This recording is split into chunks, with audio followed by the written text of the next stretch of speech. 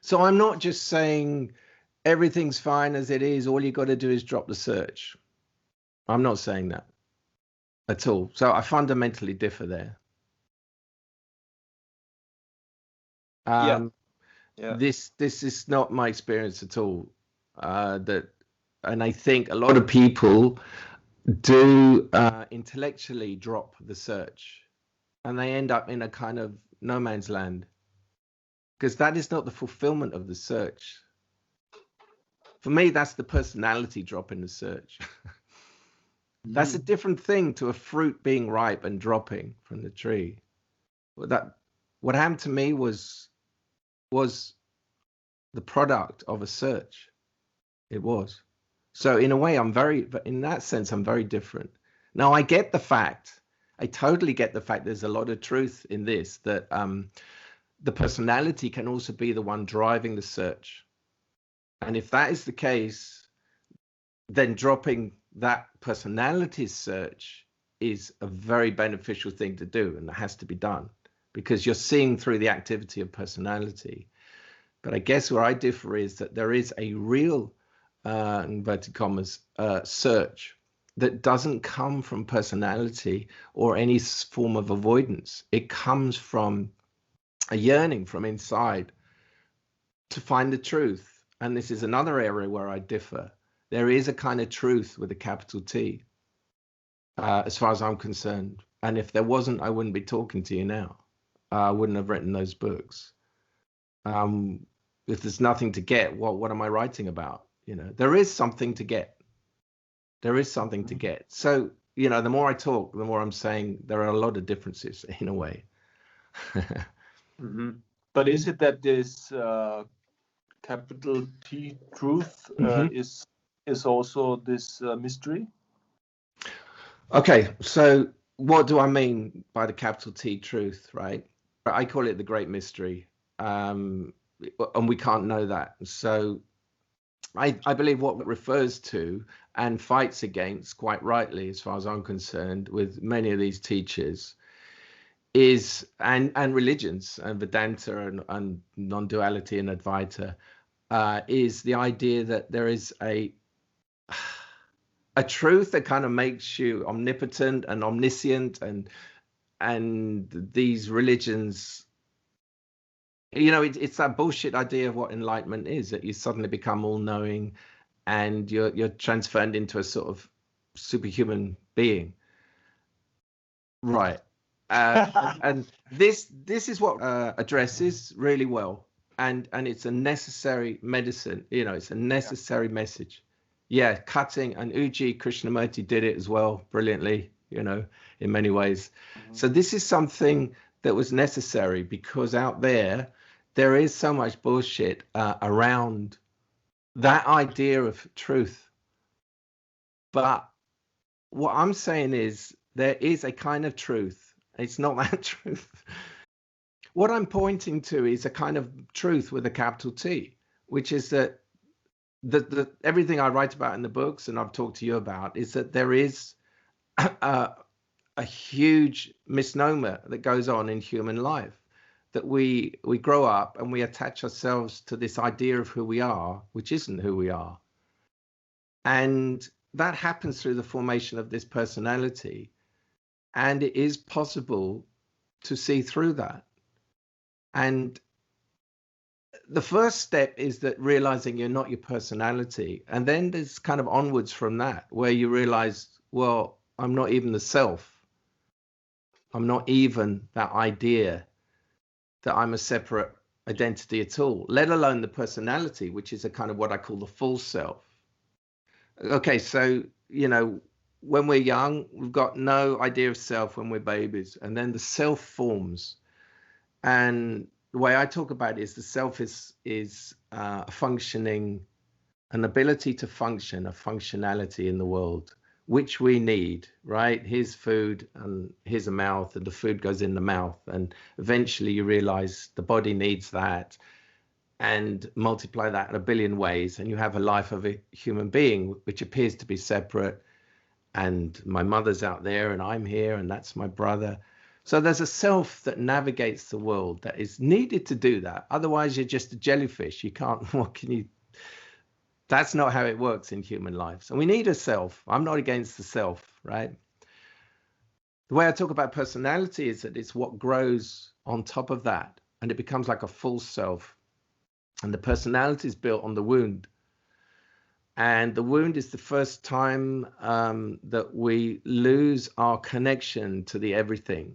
And you can call it love or not, if that's a problem word for you, but it is a connection to the everything that we can see. It's not just a concept. You can see it, you can feel it in a newborn baby, right? So the personality in the wound, when that is lost, there's a terrific shock and a pain, and things happen in our lives, and the separation and difficult things happen. And a personality builds in response mainly to that, but then it goes on dependent on what events happen in their life. So what I'm saying is, to take the music example, if one, I mean, I'm not saying this is you, but if one needs to prove oneself, that's part of personality, because there is a need. That need to prove oneself comes from the idea that one isn't enough.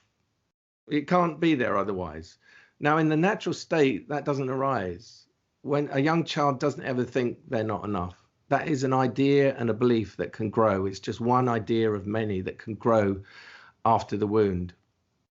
So if you imagine the personality as a conglomeration of such kind of thoughts and beliefs, those collectively add up to the personality. And those are transmitted out in your beliefs and your thoughts and everything you do. And they create the dream of personality, which is the life that the personality thinks is real. So if you think you're a bad person and you put that out and you feel that to be true, that's the kind of life you have. You kind of create a life that reflects that belief. Just taking that as one example. So that's like the dream of personality. Outside of that dream, that's not true at all. There's no truth to it at all. But if you believe it to be true, it's kind of true for you.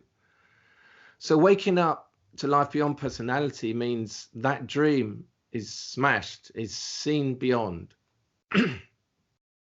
How'd you get to that? Well, some of us apparently have a yearning and a knowledge and a memory of what it's like to be outside of that dream. And that's a yearning in the heart, or wherever you want to call it, somewhere inside us, that has a sense that there's something else other than this life that's kind of been created around us by this personality. And sometimes that can come to us in what I would call openings, or kind of quick awakenings, where we're kind of transported out of it for a moment, like you had in London, or days, or even months. So those are what I call awakenings. And they show the way. It's like lightning flashing, and suddenly you can see the path ahead as it flashes. But when the lightning goes away, the path is no longer revealed, but you have this memory of what you saw. So what I call the shift is when what is seen in the awakening becomes an ongoing perception. And for that to happen, the dream of the personality is no longer believed in, and it's seen through to such a level that it doesn't inform the life constantly as it would have before. So that to me is a kind of truth with a capital T, and so that's the personality. After the shift that I've just described, you know, it goes deeper and deeper. It's like you realize also that you're not even the self that I described, that is neutral, that is not informed by personality, that there is life happening, but there is no one entity that you can say, that's me. You can't even say, I'm the awareness, I'm the choiceless awareness, because that I doesn't actually exist. So that is a truth. And I think that is the truth that all these religions, these Vedantas, and actually point to in the end. And I think that is the energetic source of those traditions. So for me, that is a capital T. That's a kind of truth. That's the ultimate truth that a man can know. I don't think there's anything you can know beyond that. After that, it's just mystery. In fact, around that, it's just mystery. But that is a truth with a capital T that can be known in a human life. It seems to be very rare, but it can be known. So that is one area. That's kind of how I put it. Mm-hmm. But when you say it can be known, the concept of knowing, I mean, in this state, it's more like an experience than a knowing. Mm-hmm. I would say it's an experience, but well, there is some entity that is knowing it. Mm-hmm. It's just, so there is knowing, but you can then say, well, there's no knower, right? You can put it like that. There is something called knowing. There's before you know this, and then there's after you know it. So there is something called knowing. It's just that there's no person who can claim to know it. That's the nub of this. So, you know, I think all these Vedantas and Advaitas and all this stuff, the root of the Hindu stuff, I'm pretty sure all pointed to this, which is a kind of ultimate truth. Now, what gets overlaid on that by certain teachers and is all the bullshit, which gives it a bad name. Well, I'm not a student of these things at all, so you know, I don't know it in detail, but the little I know of it, there seems to be a lot of bullshit around that has covered that original root truth of it. And with that comes a lot of personalities claiming knowledge of that and pumping themselves up by it and claiming to know things they can't possibly know. Because outside of that truth with a capital T, there is unknowing. I mean, we don't know any more than that. We can't know any more than that. Some people think you can, but that's the great mystery. This is some. Mm-hmm. This capital truth that you have explained.